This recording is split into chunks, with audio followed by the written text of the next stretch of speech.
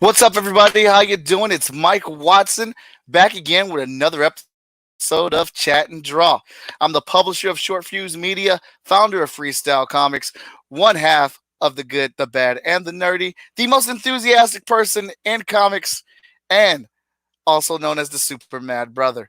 Welcome to the show, and I'm your host today on Chat and Draw, and actually every day that we do Chat and Draw. That sounded a little funny coming out of my mouth like that, but in case you're wondering, some of you tuning in for the first time, what is Chat and Draw? It's a great question. Chat and Draw is a show where I sit down with another creator and live on YouTube and Facebook, I draw their character on the iPad while we sit and talk about the character. They'll ask me questions, I'll ask them questions. We'll get deep, we'll laugh, we might even cry. Who knows? But one thing is for sure, we will draw some really dope art to the best of my ability within our time span.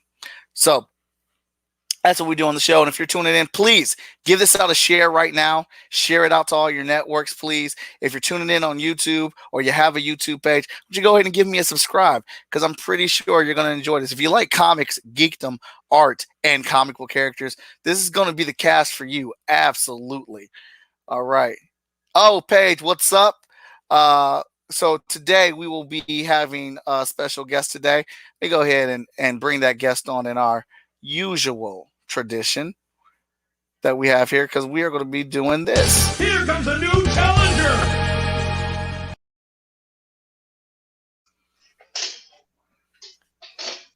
Hello, sir. How you doing?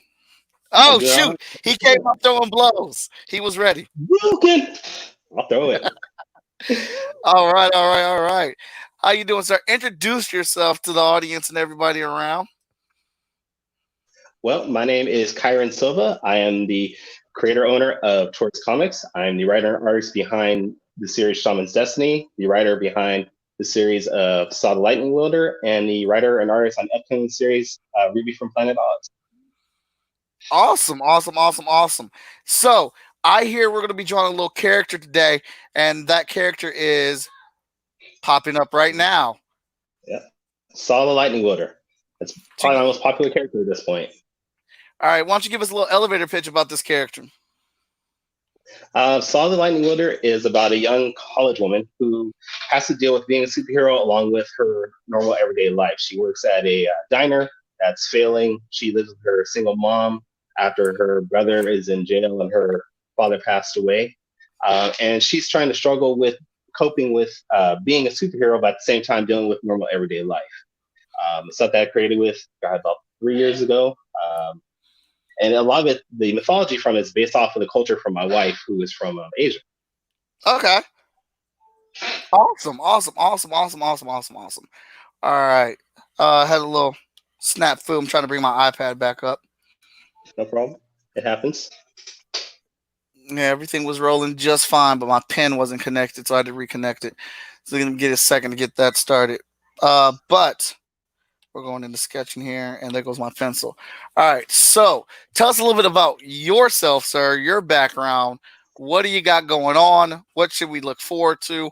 Anything about this character? Go right ahead and dig into it. Well, as far as my background, I mean, I've been in comics for I think about 7 years, starting with my first book, Shaman's Destiny. I've been a comic fan since the mid '80s or so, the '80s. And then about 7 years ago, my wife was like, "Why don't you start making comics? You're always creating stuff. You're always doing around the house. Why don't you just do something with it?" Like, you know, this wild idea about a young boy who was a shaman, and then he has to go on this adventure that went for 6 issues. And then, boom, I was like, you know, I want to do something different. And I had the idea of doing Saw the Lightning Wielder. It was actually from a story that my wife's uncle was telling on Facebook. And I was like, that sounds like a dope idea. It could be a great idea for a comic book. So I developed that, started sketching out the costume for her. And then before I knew it, I was like, all right, I'm going to produce this now. And we've done 2 issues of Saw Lightning Wielder so far. And right now we're in the process of doing issue 3, but with the whole COVID-19 situation, that had to stall a little bit. But we're hoping to get into that pretty soon. All right, all right, all right. I'm checking here to make sure I'm not missing any comments. Tyrell's in the building. Oh yeah, if you make a comment on this thread while you're watching, uh, we're going to get you a #1 copy of this book, signed, autographed by the creator. We're going to get that mailed out to you, courtesy of Chat and Draw. And let me make sure I'm pronouncing your name right, because I've never heard it physically by voice. Kyrun? Yeah, Kyrun. Yeah. All right. So we're going to get it signed by him, and we're going to get that shipped out. We'll do that a little bit later, courtesy of the Wheel of Names game that we got going on here. And looks like I'm back up and running. I've already started sketching, so we're going to get this popping, because this is, in fact, a show where we draw and we chat. All right. So what can you tell us about the Lightning Wielder? Why does she have the ability to lightning? Why is her hair lightning? Why is her weapon lightning? Or is that spoiler? No, not really spoiler per se. I mean, it's all based off of Saw itself. So Saw is an actual god in Hmong culture. Hmong people are from Southeast Asia in the country called Laos, and they have this god called Saw. Originally, what it is Saw actually watches over the Hmong people, sort of like their sentinel in a way. So what I decided to do, I was like, well, why don't we just make that to where it's a entity that goes from person to person and uses them up as host body until that person dies. It just moves on. This current incarnation is the first female Saw in my book. And that's one of the things that she's going to deal with, where in their culture, there's a little stigmatism behind, well, I should say stigmatism, there's a lot of misogyny behind where females are supposed to do and what men are supposed to do in their culture. So I was like, well, let's play that up. Let's let the woman be the guardian for the first time and play on that. As far as her hair and her axe, those are all from the ability of Saw. So when she gets this ability to become Saw Lightning Wielder, it gives her super strength, flight, some of the vulnerability, but also allows her to control lightning. She can form it into weapons, into shields. She can throw lightning. She can make it into ropes. But her favorite weapon is going to be the axe, because it's small enough in her hand where she can wield it pretty quickly, but it's still pretty powerful. And then part of her transformation is when she goes from her regular self to Saw, a lot of that comes with the clothing change and also the hair. I wanted that hair to be, dynamic and cool looking. I didn't want it to just be flat, regular hair. I wanted that hair to be something that once you see it, you're like, okay, yeah, that's Saw the Lightning Wielder. I know that from everybody. So when I was designing her, I was like, I needed some symbols that can make her more relevant and easy to recognize compared to some of the other characters that are out there. All right, that's what's up, because definitely a recognizable character. Can see her a mile away coming. I like the design of her a lot. Danny J. Quick is saying that we're late. No, we're not. This show is scheduled for 4 o'clock. The show is moving a bit back because I do after school virtual teaching at a couple schools, and those sessions run till 3 o'clock. And I want to make sure I got enough time to get ready for the show. So we are now at 4 o'clock. When I schedule them, that's what time they start. You are busy. Kind of, sort of. Yeah. All right, so we got remember, ask questions, make comments. I enter you in the contest. We're gonna get you a number one issue of this book, signed by the creator.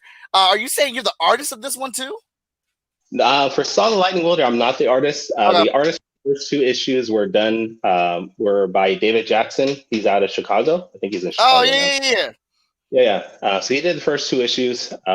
I did a pinup for issue 1 where I did the artwork, and then the ink was done by a friend of mine whose name is Larry Haynes. He's here in Sacramento where I am.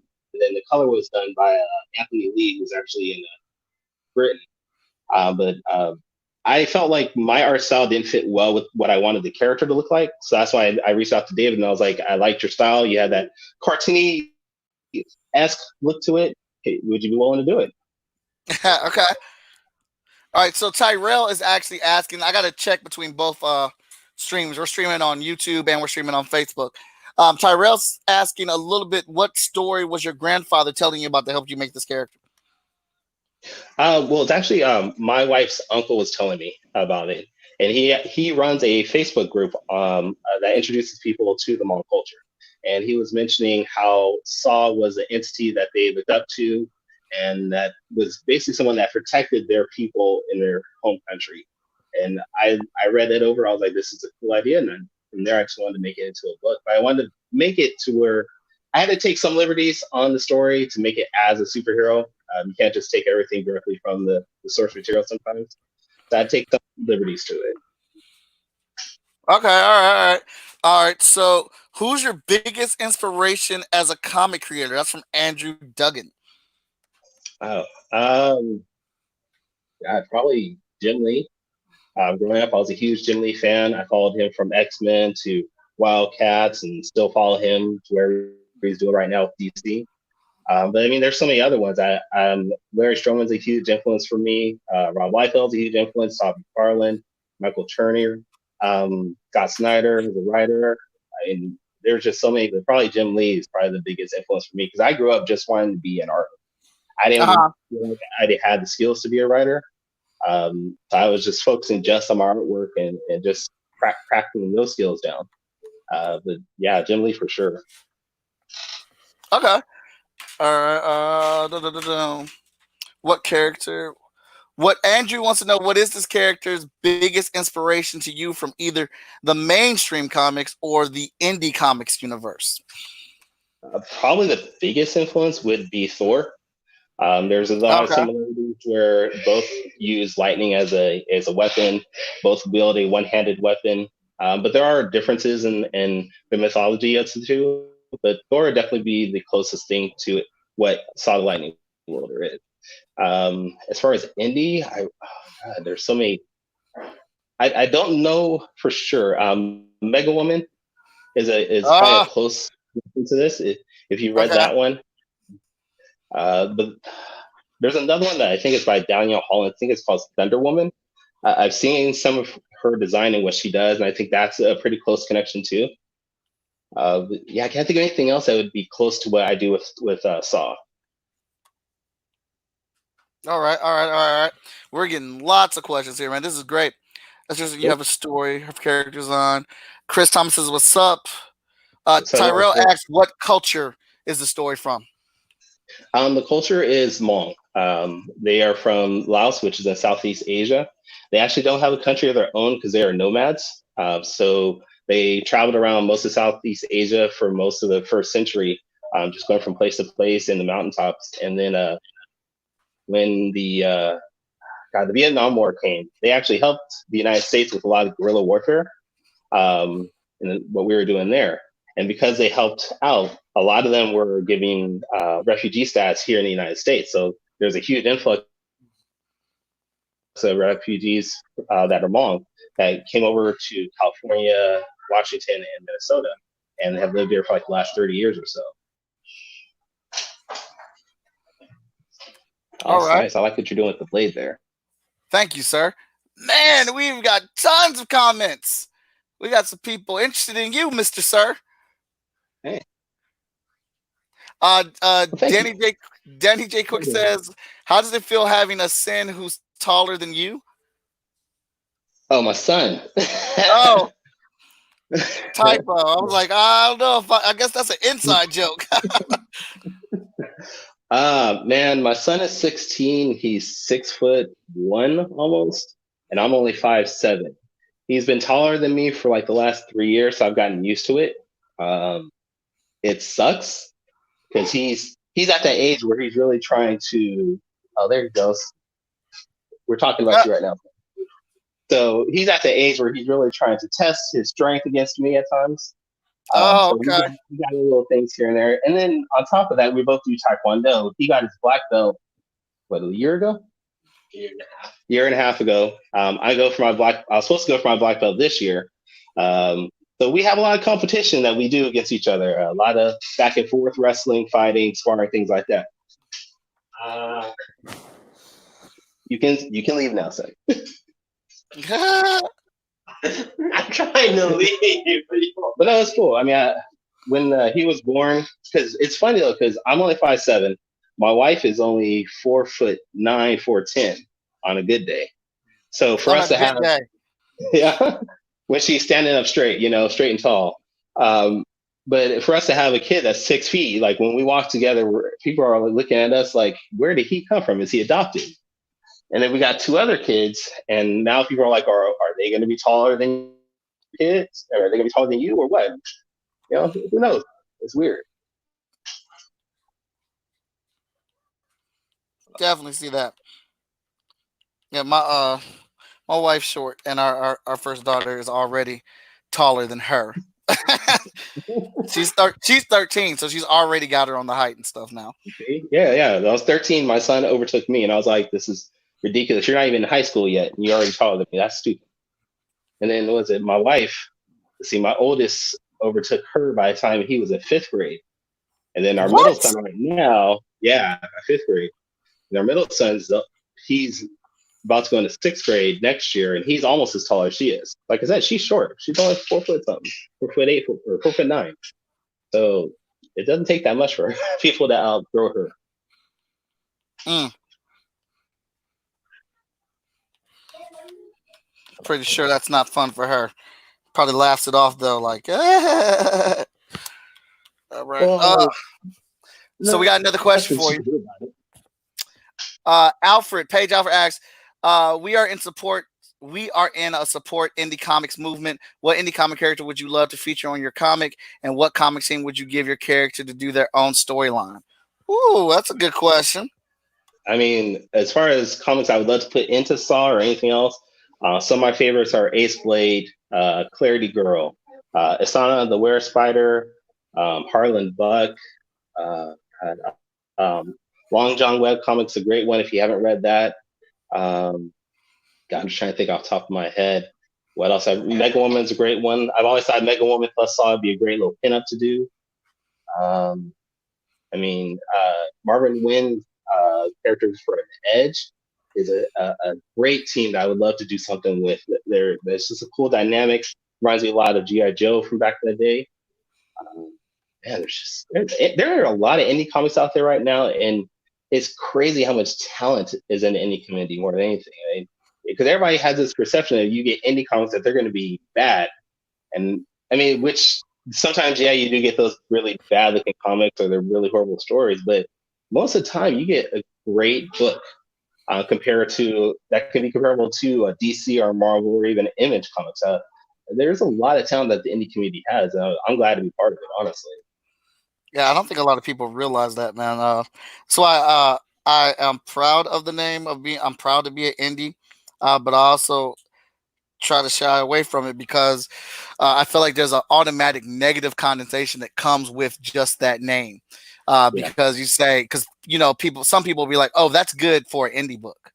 Yeah. Like, no, man, that's good for a comic book. Like, I feel like my books are on par with other books that are in the comic book shop right now, if not better. Like for it's not the worst part. That's a good book for any publisher, DC, Marvel. They put out the same quality that Greg does with It's Not the Worst Part. So there's a lot of books out there that are on par with some of the things that you're going to see in your comic book shop, but just they don't have the ability of getting the recognition or anything for their books to be seen by. So there's a lot of great books out there.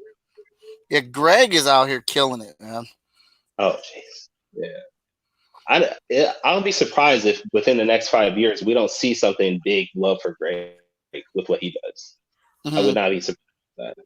Because and it's not even just with his Nana. He does things for other books, and it's like The Gentleman, and I know he's working on a couple other things. It's like, man, you're always doing something. Yeah.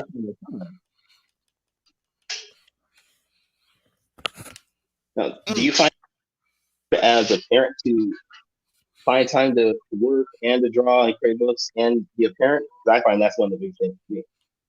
Dude, my studio right now, it's a little messy.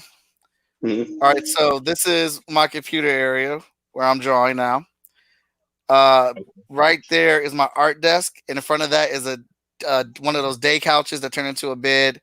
My wife's computer back there, and my daughter's desk is over here in the cubby, and we got another desk over there. So we just get everybody in here, man. Like, everybody comes in at different times to do their work. My daughter draws. My oldest, she's a teenager, so she don't come out her room. We got to drag her out kicking and screaming. We watch TV in here. We watch movies in here. We got since I've been drawing on an iPad, I take the iPad into the living room and stuff with me. We go on walks. We've taken up a Lego building habit now, so we're building Lego sets together. Nice. So we find where we can get it in, but I live in the studio space. Okay. Yeah, I've been trying to do that as much as possible, but now the kids are doing that distance learning and all our computers are here. So I don't have anything to work on while they're doing their schoolwork, what have you. So it's been hard for me last week or so with them getting back into this game. I mean, it's rough now, but we'll figure it out. Oh yeah, it absolutely is, man. It's tough trying to adjust the schedules because my kids all have to go on like what's that thing called? They have virtual classes where they just they talk at. But I got four kids, so they're all at different times. Oh, Um, yeah. so it's like it does tie up the internet, ties up the space for Yeah. it. So it's all a big adjustment. Yeah. All right, so hold up, we got some more stuff. Danny J Quick wants to know how many XOBs do you have? How many copies of it? Uh, God, I haven't done inventory in a couple months. I want to say at least 20 issues of Saw 1 and 2, anywhere from 20 to 40. 'Cause I usually don't order a lot unless I know I'm going to have a big shipment of something like a Kickstarter rewards. But I Uh probably have about 20 to 40. Um, and that's not including Danny, the one that's coming to you because you just ordered one. So that's on its way. Actually, I'm going to mail that off to you, Danny, right after this live stream. huh. Then put Oh my man. gloves on, put my mask on, and head off to the post office and get that out.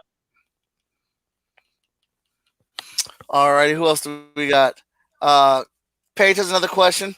If you could feature your character in any Marvel, DC, or '90s Image comic, what title would it be and why? Um, okay, so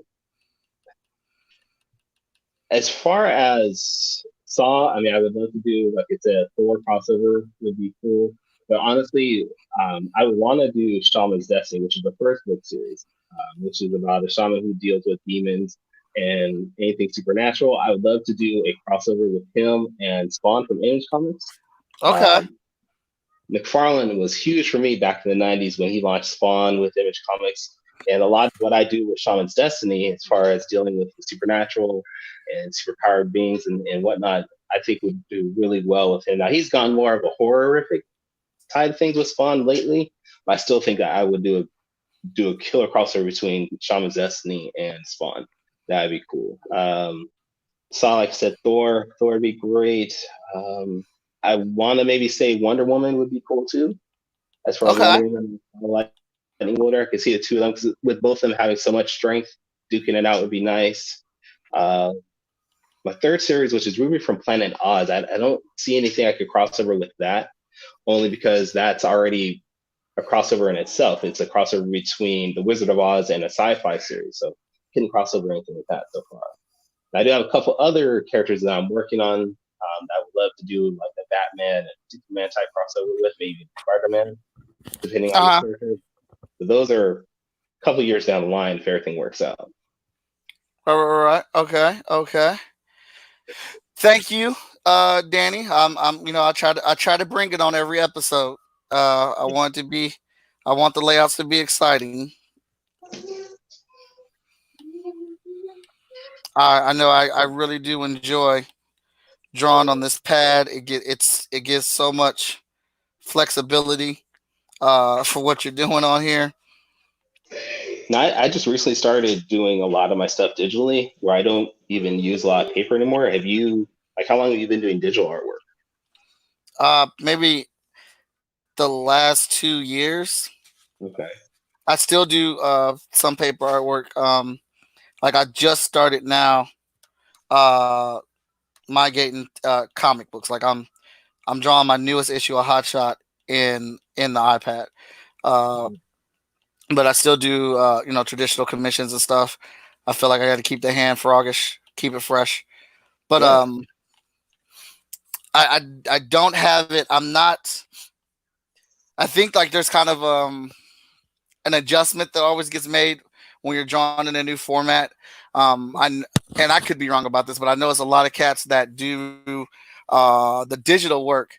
They kind of have not super simple, but their style is simplified some on it or whatnot. And I'm still trying to find my style on it on here. But That's what fair. I'm finding is that, especially doing this, these chat and draws, it's forcing me to come up with how to draw and how to draw, and how to get these pieces done on somewhat of a pressure level, time wise. No, it's cool. I mean, no, 'cause I feel the same way as far as drawing. There's a huge difference when you draw from a digital format like this to just regular pencil and paper. And a lot of people don't even realize that you're still having to relearn how to draw sometimes when you switch from one medium to the other. Exactly, and I'm digging into a little bit of Clip Studio too, because that thing is just like an awesome program. Yeah, that's what I use actually. I've been using that for the last couple of years. Originally started off with Manga Studio, and I only got that just so I could do lettering because it was cheap. It was a cheap version of Photoshop, which everybody told me. I was like, I can do Mhm. lettering. And then I got it and I was like, I could do a lot more than lettering with this Manga Studio. And then they came out Clip Studio and Right. it was even better. I was like, oh, this is beautiful. I mean, it does everything you want to do. I mean, the only problem at least I'm finding with Clip Studio is that there aren't a lot of tutorials as there are for Photoshop. But Mhm. you can do so much in Clip Studio for a fraction of the price that you pay Photoshop for. And I think that's what Photoshop is realizing, man, because the last couple years Photoshop went to the thank you, LaShawn. Hey, shout out LaShawn Coven out here, man. I hope you're doing good. Big ups to you, LaShawn. My heart's with you. Uh LaShawn, editor in chief over at Short Fuse Media Group for our alignment branch. All right. All right, man. We're getting tons of good questions here, man. You're a popular guy, man. I didn't think I was that popular, honestly. I don't know. And we Nobody got hits our me up next on Messenger. we got our next question for you right there. What would need to happen to get Hot Shot and Sweet One Shot crossover? Let's make things happen. Wow. Uh, hey, No, you tell me. What do I you think. do? Hold up. So I didn't get to read the book yet. So Okay. what's the time frame that things happen in? Where is she stationed at? The city is called Greenville. It's in Washington. It's a made-up city, but the state, of course, is real. It is current times though, so it's all modern time. All right. Okay. I am all for crossover. So this is the thing that we as creators, I don't think we forget. It's all about having the time to make it, because there's Yeah. definitely some people, and I'm digging this character. Like I was really digging this character. And I got a little sneak peek of something else to show you after we get done with this. Uh-oh. Uh-oh. But I'm really digging this character, and Okay. I've come across a few characters. I'm like, yeah, man, I would freaking love to do crossovers with them. But I'm laying out issue 11 of Hot Shot. I'm drawing issue 10 of Hot Shot. I've written the 10, 11, 12, 13, 14, approving stuff over at Short Fuse Media Group, doing my art classes, doing the virtual online classes, but the freelance work that I'm doing as well. So it's just like I've always wanted the power to be a telepath, because I think that's one of the dopest powers that you can actually have as a legitimate power to like how I can apply it and use it. But in this situation now where I'm at, I wish I could clone myself like multiple man. Multiple Damn, men. that would help. Yes. No, I feel you. I'm right now working on artwork for a anthology called Cthulhu Invades Oz. I have two scripts I'm working on for two separate books on top of that, and then I'm plotting and doing a lot of background stuff for a graphic novel I'm working on. So if I could have some ability to clone myself, or even just to stop time, just to get caught up with things, that'd be perfect right now. Because I'm finding there's not enough time in the day, even with being stuck at home, because there's so many things you got to do at home. There's just not enough time to do everything you want to. Right. Chris Thomas, LaShawn, no problem at all. Love you too. I appreciate the praise. You keep your head up. Things are going to be all right. Um, Chris Thomason says, "What are some of the crossovers I want to do?" I definitely want to do a crossover with Bass Force. I would love to do a crossover with this character, but I think the crossover that I would like to do is not the one everybody would expect from the cast of characters that I have. Um, Lumberjacks, Ace Blade, just because like and more so my crossover wants come from drawing the character. Because if I'm enjoying drawing the character, I'm like, man, I'd love to like draw this character with my characters and see what we can do or whatnot.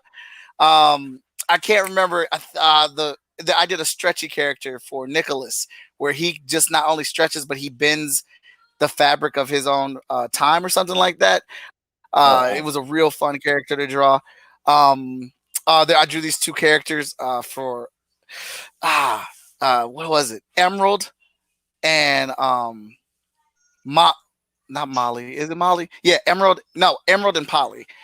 They were super fun to draw. So I mean, it just, there's, and I'm out here with you guys. I'm like, man, I didn't realize there was this much stuff out here. Like I knew there was a lot of stuff, but some of these people I've never heard of until I've done the show. Yeah. And that's great that you do a show like this because it introduces so many people to different characters, different creators that we might not have heard of before. Like, I've never heard of some of the characters you mentioned, Emerald and Polly, whatever. I mean, I've never heard of that character. I mean, you do things like this, it helps get that word out, gets people, excited about stuff like this. And that's great, man. Absolutely, and they're completely new characters. The one stretchy character I got, it starts with an X is his name, but he was so fun to draw because I don't have any stretchy characters, and I barely have like drawn Mr. Fantastic. So drawing him, he was probably the most chill pose I've drawn on the show, but I drew his arms like going all over, holding up a drink, and then like he was on his cell phone at the same time. But I was like, man, this character's fun. He doesn't have a book though. Go ahead. Does he wear blue? Is he like he's all blue? Okay, I think I've seen that guy. It's like NX or something like that. Yeah. That kid, yep. Exactly. But like he doesn't have a book. So but when I got off the show with him, I'm like, man, we need to have a book of your character, man. We like everything you were saying about it, how you described it, like I need that book. And then the other two characters, Emerald and Polly, they don't have a book yet. He ended up commissioning me to do the character designs and then came on the show as well for me to draw those characters. I was like, man, let's go. Like, where we at? Because if you need some more artwork with these two characters, I come back to me. I had a fun time drawing them. Now, there's a Facebook group that I'm part of called The Arena. And what it is people just submit their characters for this artist to draw them. And they put up in like a poll style to see which one they like the best. And there's hundreds of characters there that people put up that look great, have no books. Nobody's heard of them, but they're great designs. And it's like, you got to do something with these characters. Don't just let them sit there and die. Make a book, write something, just put some artwork out for them. Yeah. Morgan Iverson does something really great. Before he even had any artwork for his character, he wrote a short story for it, 150 pages. Then he got the #1 issue of the book, and he sells both of them, but then he sells them as a 2-pack as well, the short story and the book. Oh, man. And then he's doing the shortcast, the podcast with him and Danny too. Exactly. There are plenty of ways to get these characters out here. We just got to push our creativity button. I mean, I get it, man. Money's tight. I mean, shoot, money is super tight. I get it. So comfortable. I slipped up there, man. I need a beat button. Wait, but we still got more questions coming in. Questions we got you and me. We cool. Huh? So we don't need no questions. We got enough with you and me. How do you? Paige wants to know, how do you take current events of today's news and add it into your comic? Carefully, very carefully.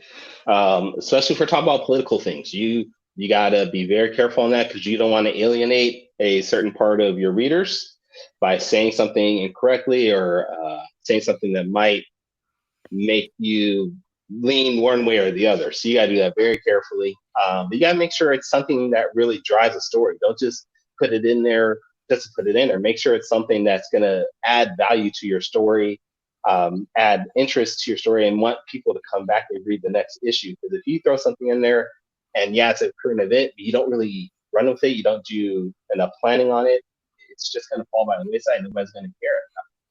You just got to do it very carefully and plan it out as much as possible. Agreed.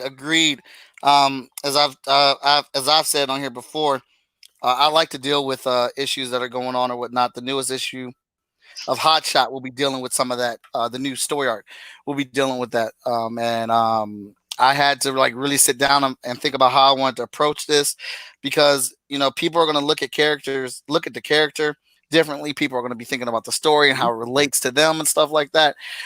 But I think something that people do forget, or a lot of comic book fans do forget, it doesn't look like Paige has, is that comic books started in a political situation. Comic books started in a time telling the story of what was going on in that time in comic book format. Yeah, and I don't think it really has changed too much. We just maybe have highlighted more story arcs. But I mean, even through the 70s, 80s, and 90s, we were always talking about political climates and what's going on in the world. They just made it to where it seemed like it was just a standard superhero story. You can do it. You just got to be careful with it. Understand what your audience is. If you don't understand what your audience is or what they're looking for, maybe it might not be something that you should put in the book. Who knows? But you just be careful and plan it out. You'll be good. Yeah. Good stuff. All right, what do we got? You just broke 1,000 followers on TikTok, man. I did. That's yesterday. Congratulations. Thank you. I don't know how that happened, because I don't post great stuff on there. I'm assuming that was Danny Quick that put that. Is that? Yeah, it was. Yeah, coming from him, when he has like 20,000 followers on TikTok, I'm like, what? How did that happen? That's incredible. Yes. No, but don't get me wrong. Danny does some funny stuff on TikTok. If you guys haven't checked out Danny's TikTok, you should. He does some great stuff, especially with him and his kids. I just don't like putting my kids out there just in the social media realm, because sometimes people get stupid. You put your family out there, people get stupid. And I don't want to put my family in danger in any way. But man, TikTok's weird, especially with this whole quarantine thing. I've hopped on there more and more just because I needed a creative outlet outside of just drawing. But sometimes you just need to do something different, just to change it up. And it's cool to make some videos, because they're really short and really fast, and it's cool to see the reaction that people get. Oh, man. Yeah, Danny wanted me to do a TikTok video. I was like, Danny, that's not for me. Not yet, anyway. I should jump on it, but I just kind of hate TikTok. So, I'm that old guy. I was like, don't give me any of this new stuff. I was honestly the same way, and I was like, I don't need TikTok. What am I doing? And then I started following Danny, and I was like, what is Danny doing out here? Man, I would never do that. Then I did the first TikTok video. And I was like, all right, this is cool. This is fine. I'm not going to do a lot. And then my creative side started going. I was like, well, what if I did this? And I did this with this. And okay. And it just started just flowing from there. You started seeing things, and then you start scrolling through TikTok and you see what other people are doing. And I don't do like the dances. I can't dance. I don't have any rhythm to dance. I don't have the coordination to dance. But I'll do like the funny skits. I'll do some voiceover stuff. I'll show my artwork, things like that. But it's just nice to have a different creative outlet outside of just drawing every once in a while. I can dig it. You are almost done there. Almost. Not yet, though.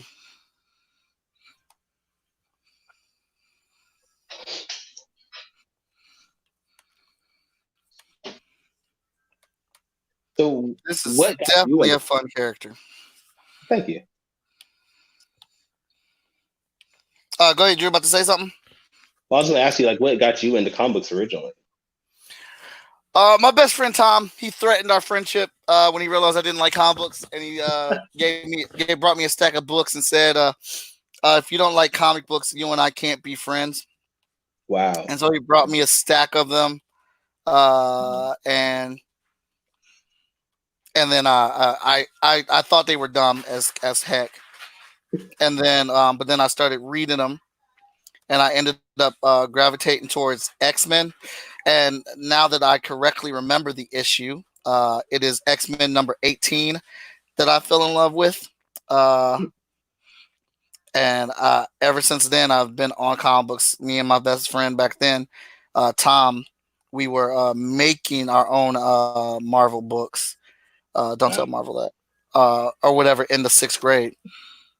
I don't think Marvel's worried about you making any X-Men books, man. I think you're all Okay. right. All right. Cool.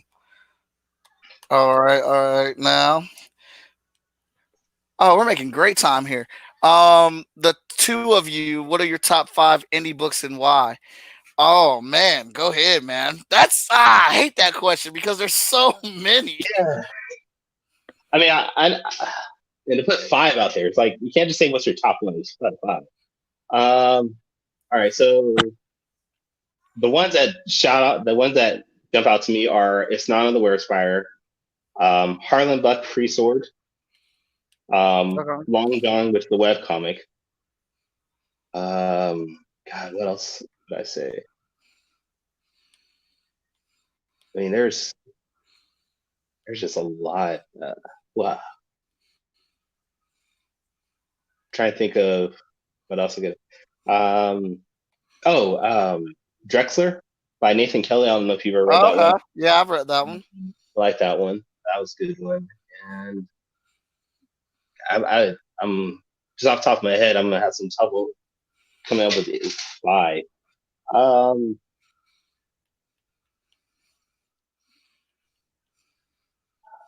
uh, yeah, I can't think of a 5th one off the top of my head.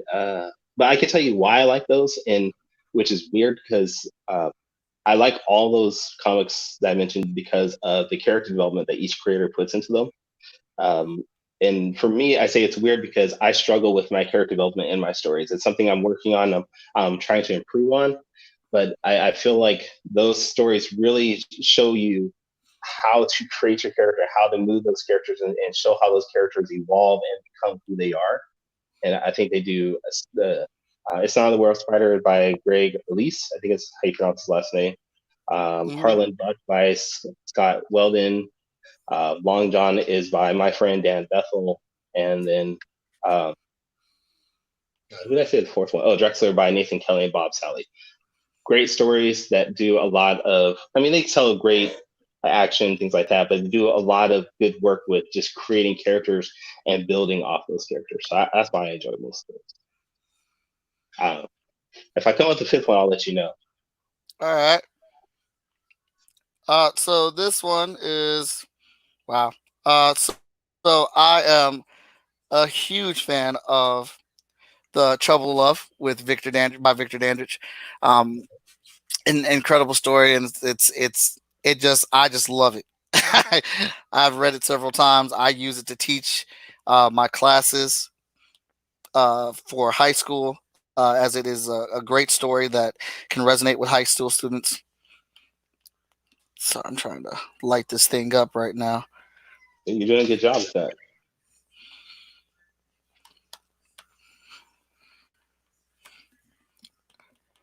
There's so many books, man. Um, Ooh, that's why I don't understand why people want to do that to us. Why? uh, The Dancer. I absolutely love that book. Looking I've read forward to that getting book. the next issue of that. I Huh? have read that. I read that one. I like that one too. And then the other thing about this is that I am terrible with people's names. Hold on, let me see here. Um, so many books. And you gotta come up with come on. You know what?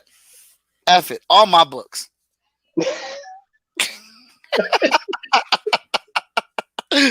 No. Well, no, I mean, if you can't love your books, then no one's gonna want to buy your book. So that's fine. Hey, you can love your Um. book. We got The Dancer. We got See, and then like I just can't remember some of the book's dang names. Here we go. Tap Dance Killer Okay. by Tetsuko. Let's see here. So you got your stack right there. Yeah, because we were we were doing the indie challenge a couple days ago, and we were called out for our books. Yeah, When we were mine's out there. shouting out, supporting everybody. I put mine's out there. Let me see. You're talking about like absolute like love super. Yeah, I can't believe. See, that's what I'm talking about, man. I'm forgetting people. Super. And see, and this is terrible. Mike Lancet's book, I believe it is Sword's Edge. Okay. I absolutely love that. Scorpio, Tales of Mystery. Like, there's a lot of them out here, man. Oh, is that Tales of Mystery by Dirk Manning? Yeah. Okay, yeah. My friend Anthony colored that book. Oh, nice. Beardo, and that's a comic strip. Okay. Yeah, so you got 5. Now I feel bad. So I only did 4. Well, I have my stack right here though, man. Let me look through my Facebook because I did the indie challenge too. So I'm gonna look through my picture that I posted and see if I can pick out my 5th one. Oh, you know what? Okay. EXO, The Legend of Wally Williams. See? Yep, by Roy. That's a great book. That is a good. I have all 3 volumes of that one, and I've reread them multiple times. So I'll put that one as my 5th. See, man. See, I forgot about that one. I mean, that's the thing. There's, especially if you're really out there supporting indie creators, there's so many books that we go through probably in a year that it's just hard to really pick just 5 or even a 1. I mean, they're indie. Shout out to all the indie creators out there. You guys are killing it all the time. Almost every book I've read from indie creator has been amazing, which is why most of the books I even buy nowadays are indie books. I barely even buy anything from the big companies anymore. So good job to any indie creators that are watching this. You guys are killing it. Right. I agree, man. There's still my stack of mainstream books that I buy or whatnot. I buy a lot more Image comics out of anything, but I do lean more towards indie books that I'm into, that I'm curious about, that I'm reading, and manga. Oh, okay. So I haven't gotten I will read a manga every once in a while, but I'm more of an anime fan than a manga. Actually, my whole family, like on Saturday nights, that's our family night thing. We'll pick a anime and we'll just sit down and watch it, like half an hour, an hour. We've gone through My Hero Academia. We've gone through One Punch Man, Naruto. I mean, anything that we can enjoy as a family, we'll sit down and just watch that. Mm-hmm. I dig it. Let's see my lines here. I grew impatient with some of the My Hero Academia stuff, so I read the manga now. I can't wait. You're like my oldest. He's like, I've read all the manga there is right now, Dad. I read it online. I'm like, well, don't spoil it for us. Don't tell us what's gonna happen. He's like, yeah, but I want to tell you guys. I want to let you guys know what's happening. Well, don't spoil it. Don't be a jerk like that. Yeah, you gotta keep that. If you're gonna do that venture and read, you gotta toe that road by yourself. And then because the last season of My Hero Academia, well, the most recent season just ended like 3 weeks ago. So now we're trying to find something else to tide us over between now and then whenever One Punch Man returns, because we've all finished like almost everything. So if you have any suggestions, let me know. We just finished My Hero Academia. We just finished that season. What's up, Felicia? I didn't see your comment there. She was just saying how true a lot of creativity is going on right now. Let's see. Paige, what question did I skip? There's too many questions, Paige.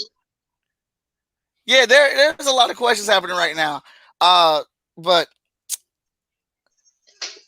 My Hero Academia is probably just my crack right now, man. I absolutely love it. It's a big like enthusiastic inspiration to me in my process of drawing and things like that. I probably have drawn more for that anime than anything else. Um, Who's well, your no, favorite? that's so my favorite characters kind of range. So my favorite teacher is Freak Eraserhead. Okay, okay. And if I love an anime, I'm gonna love the main character regardless. So that doesn't matter. So I don't even count the main character because if I love the anime, I'm going to like the main character. But if I got to go to a character outside of that, uh, my man with the purple balls on his head, I absolutely love him. Huh? Netta, Manetta. Manetta. Yeah, he is hilarious, man. He cracks me up every time. Yeah, my Huh? Manetta. He is. He's just hilarious, and I just love his just he's so expressionist. But I dig. Okay, okay. I love all the characters of My Hero, and that's kind of rare when I just enjoy all the characters. The thing I really love and appreciate about that show is how they find a way to make you care about all the characters. Yeah. Characters you have no right caring about. Yeah, no, I mean, and they do a good job with that, and they do a good job with highlighting every character every other week or every other episode. So that's really cool. Like when they highlighted Red Riot when he was with that Fat Gun, I was like, Yeah, that was cool to see his personality, really out there and show how he can do things. So, I'm still just excited to see what happens with what is Shoto's dad's name? Oh, Endeavor. dude, Endeavor. Endeavor's coming up. Fat Gum is my other favorite character. The story arc, because I've read the manga. The with Endeavor is dope. I can't wait till they animate that, man. Okay. All right. Yeah, because when I first saw Endeavor, I was like, who is this big dude just flaming everywhere? That's crazy. And then he didn't get to do anything in season 1 of the anime. But then that last part of season, was it 2 or 3 that we're in right now? Or we just finished? Mhm. That last Four. couple We just finished episodes, four. dang, has it really been 4 seasons already? But yeah, that last couple episodes where he got to fight, I was like, oh, they let him loose finally. Now I'm really hoping that in season 5, whenever that comes out, they can let Shoto loose because that's my boy right there. I love Shoto. That's my boy. See, that's what I'm saying, man. We keep saying these characters, man. I like them all. That's fine. That means that the writing is very good. They're doing really good at the writing, and that's what they're supposed to do, right? That's what, as a writer, you're supposed to make all the characters enjoyable in some form. So, Yeah, man, yeah, absolutely. that looks dope, by the way. Oh, thank you. Yeah, I just don't feel like I know I normally do these black and white, but I just feel like there's no other way to do this character though. I had to include that lightning on her. I felt like it would be an injustice not to include the lightning on her. No, I appreciate it. That looks fantastic. I love the animation, the movement there. I mean, the lightning and the glow effect is fantastic. But just that was great. I might have to hit you up in the future for maybe some pinups or whatnot. Just saying. So I appreciate. Like I said, I enjoy this character. This character was fun to draw. Um, Danny J. Quick says he even ended up liking Endeavor. Um, okay, he said putting you on the spot. DBZ versus My Hero Academia versus Naruto. One gotta go. Godly, that's not hard for me. DBZ, goodbye. Actually, I'm gonna say Naruto. Ah, Okay. I might have to. I got to kick you off the show, man. All right, it's been nice. It's been nice No, talking to you. okay, wait. Okay. I grew up on DBZ though. I grew up. That was like one of the first animes was all Dragon Ball. Like I remember here in Sacramento, they were showing Dragon Ball at like 5 o'clock in the morning, right after Sailor Moon. And I remember waking up at 5 o'clock in the morning just watching me some Dragon Ball, and that was my first anime. So I can't get rid of that. And then My Hero right now that's my groove right now. So it's like all that's left over is Naruto. Got to go. I'm just sorry. I can't I help can it, man. respect it. Naruto can't go for me because I absolutely love Naruto. I absolutely love Okay. it. I've read all 700 issues of the manga, and uh, and some people may disagree with me on this, and I don't care, but I absolutely love the finality of a lot of the things with it. Like, the story and the character grows, they all grow. The moment when the village absolutely accepts Naruto for as a hero, dude, that was worth everything reading that whole series. But the way that story is written and all those little bits get revealed after each arc, there's more, and it's like, dang, how did he think of all this stuff and connect it? Is what influences some of the writing that I do on my book. Naruto, Invincible from Image Comics, Wolverine, and Spider-Man are the foundation to the Hotshot verse. And now sprinkle My Hero Academia on top of that, and that's like where all my creativity and all my inspiration comes from. Yeah, that's funny you mentioned Invincible because I just got the Condendum, which is like the first 47 issues of it, and I got it 2 weeks ago, Uh-huh. and I just finished it last week. I was like, I could not put that down. I went through all 47 issues, and when I read, I was like, what you read in Invincible is what I'm trying to produce with Saw the Lightning Wielder. I was like, the way things move around, the way you see his personal interactions along with his super interactions, that's everything I want in a book. And then I was like, man, Robert Kirkman is such an amazing writer to think of this, to think of Walking Dead, and then he also had a couple other smaller comics that they weren't that big, but I mean, just to have that creativity to do so many different styles of writing, it's just that's ridiculous, man. I Yeah. want to be on that level sometime. I absolutely love how Kirkman writes, and Invincible, the comic book, changed my world. Yeah, after I finished that, the Condemnum, I was like, my birthday's coming up. I'm putting Condemnum number 2 on my birthday list for my wife and my kids to buy me. I don't think they bought it for me though, so I'll I'll have to go find it somehow. My birthday's coming up soon, so I'll see if they actually got it for me. I don't know. Right. Okay. All right. Well, I'm thinking, dang man, I'm having a lot of fun with this character though. Like, yeah, that's what's up. Yeah, yeah. Keep going. I don't mind. Right. I mean, especially you adding the color on that, it makes everything pop. That looks nice. Now I feel like I have to go back and do a hot shot pinup for you in my style, and hopefully I don't kill your character that badly. I'm sure you will do fine. Um, what's this? How important is lettering in your comic book? Lettering is important. Lettering is up there with the art. They go Yeah, hand in hand, man. Lettering is super important. Shoot. Uh, le- you can't have a book without any parts, but the fact that a lot of creators or people making comic books don't understand or respect the fact of how important lettering is it's ridiculous. It's I don't know how you feel about that, Kyra. no, I feel the same way. I mean, lettering is just as important as the coloring, as the artwork, as the writing, because I mean that's honestly what you are reading. If you have bad lettering, it's fairly easy to notice a bad letterer compared to a good letterer. So the moment that you open a book and you start looking at the letters, you're going to tell right away if you have a good letterer or not. So if you can get a good letterer, like I use a letterer, her name is Nikki Powers. I've used her for 3 books now, and I won't use anybody else because I know that if I give her something, she's going to complete that flawlessly.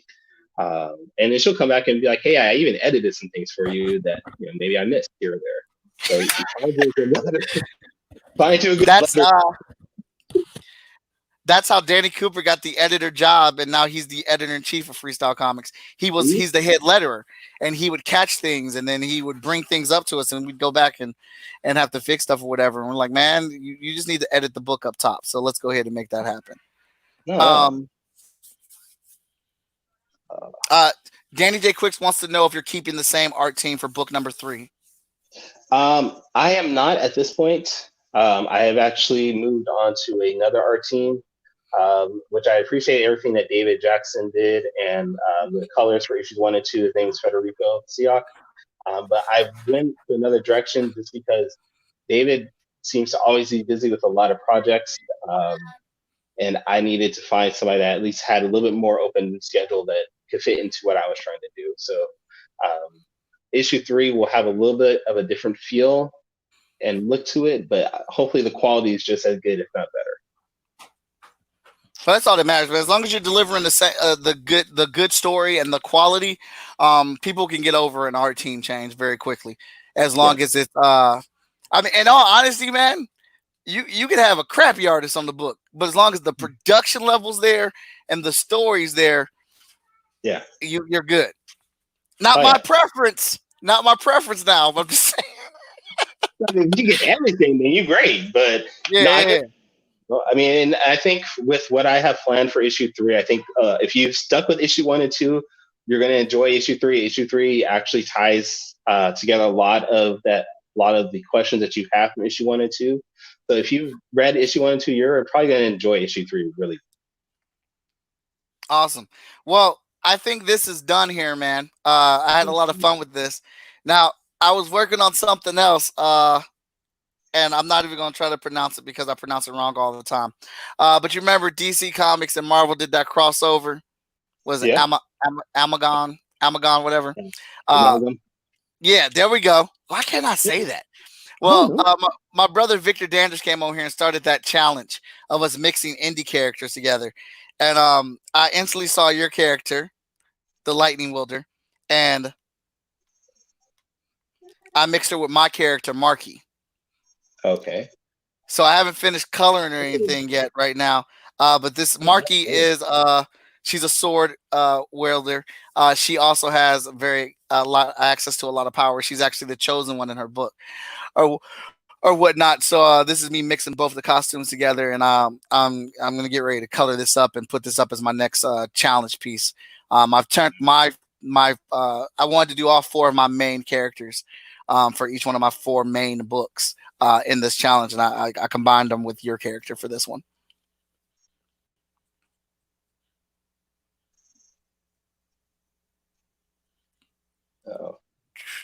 Oh, hold on.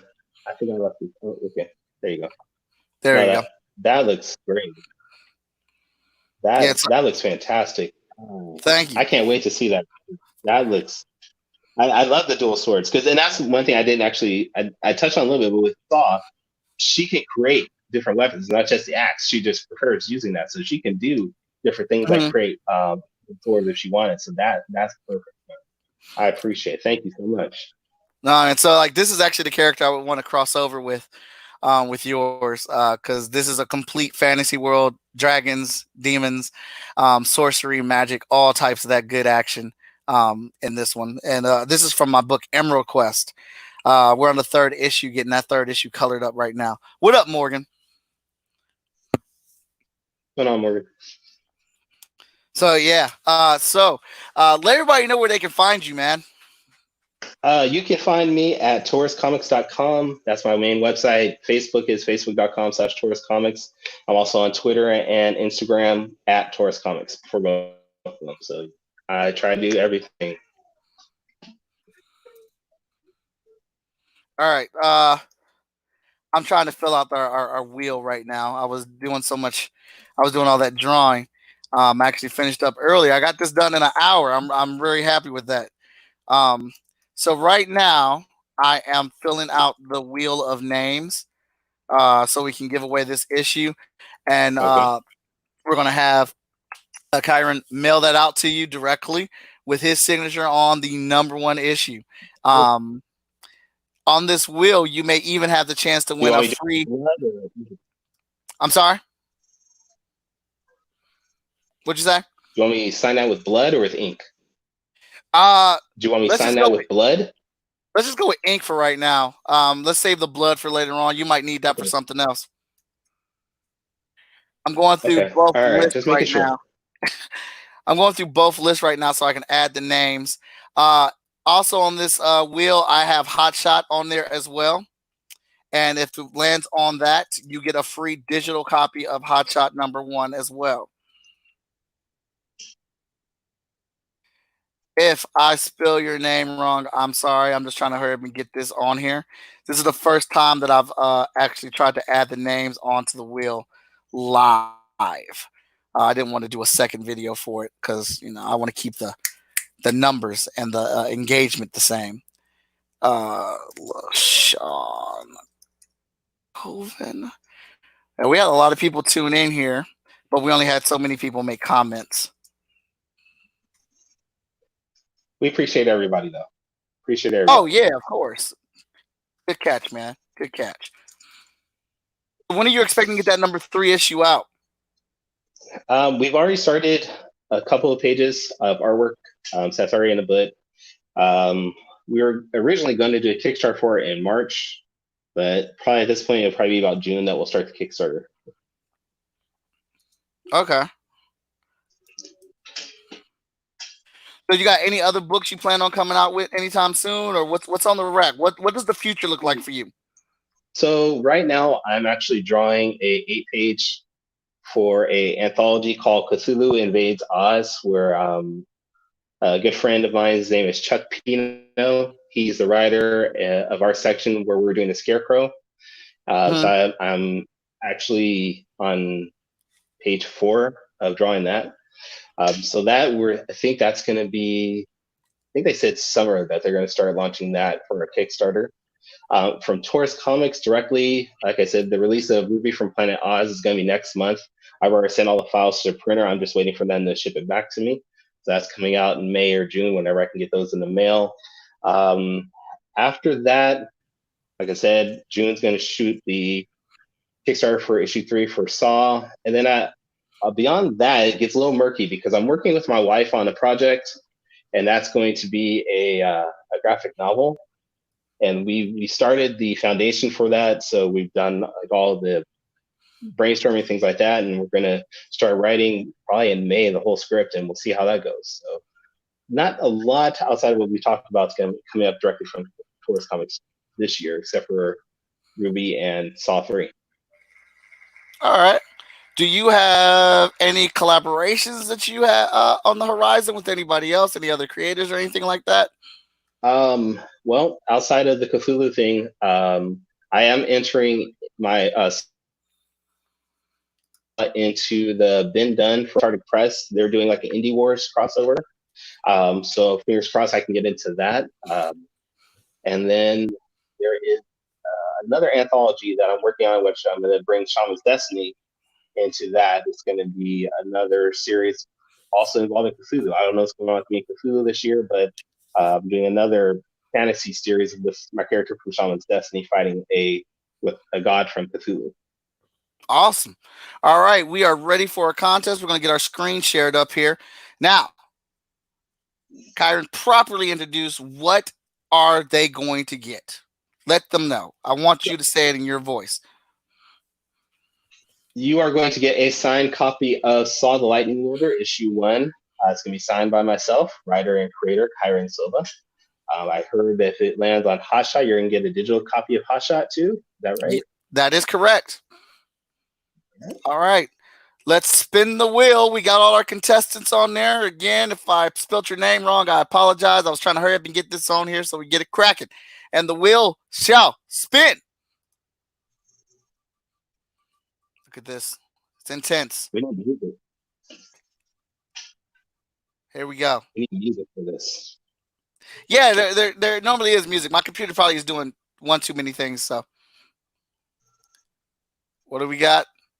Oh, is that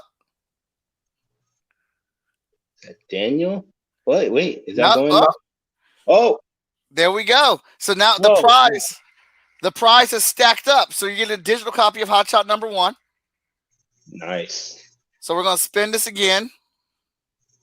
Now, what happens if it hits Hotshot again? Do they get another digital book? Nope. It automatically takes it off. I'm trying to hook y'all up, but not that much. All right. So here we go. We're spinning the wheel one more time. Who we got? Who is it gonna be? Who's it gonna be? Got a lot of names on this bad boy. Seriously. Wait. Is it Chris? It's Chris. Wait. Wait. Ooh. Okay, that's Chris. That's Chris. That's Chris Thomas, everybody. Chris Thomas, you are our winner. You'll be getting that signed copy. So, Chris, I need you to message your address to me so I can give it to Kyrun, and and then we'll get that book over to you. I want to thank everybody for tuning in. I really appreciate it very much. So, all the participation with the comments and everything, that was great. Had a great guest on the show. We draw a wicked cool character today. Hope you all enjoyed it. You can find me as Art of Mike Watson on all the social media platforms. Be sure to subscribe to my YouTube channel because we keep doing content like this all the time. And I got the next 2 weeks scheduled out, and I don't even have everything up there yet because there's still some more stuff that we're going to add to it. I'm going to be reviewing Batman v Superman with my panel of the dudes. We had a great time reviewing Man of Steel. The Good, the Bad, and the Nerdy returns with my pal Midori Hana, and we're going to be talking about how good Marvel vs. Capcom Infinite could have been, and would love to get your feedback on that. We got about 6 more chat and draws lined up. If you want to get on chat and draw, please sign up. And we got 3, 2, 1 draw. Where I'll be drawing with the kiddos on Friday. So tons of content. There's something for everybody. Subscribe to the channel. I'll be announcing the next couple of days my next big contest to get that subscription. My next goal is 500. I want to get 500 subscriptions in a month, and we're going to start that in May, and I'm going to be giving away something pretty cool. Well, I think it's cool. I hope you do. But again, thank you for tuning in. I want to say thank you to Kyrun for being on the show with us and bringing this character. Hope he enjoyed himself. Goodbye, everybody. I hope you enjoyed yourselves, and catch us tomorrow as I will have Ted on, and we will be drawing. Well, I don't know. I'm either going to be drawing the Tap Dance Killer, or I'm going to be drawing Punchline. So I'm looking forward to that. And Danny Cooper, editor-in-chief of Freestyle Comics, will be in the building on Thursday, as I will be drawing Hot Shot live on Chat and Draw. And we're talking about what we got planned at Freestyle Comics. Thank you again, and catch you tomorrow, everybody.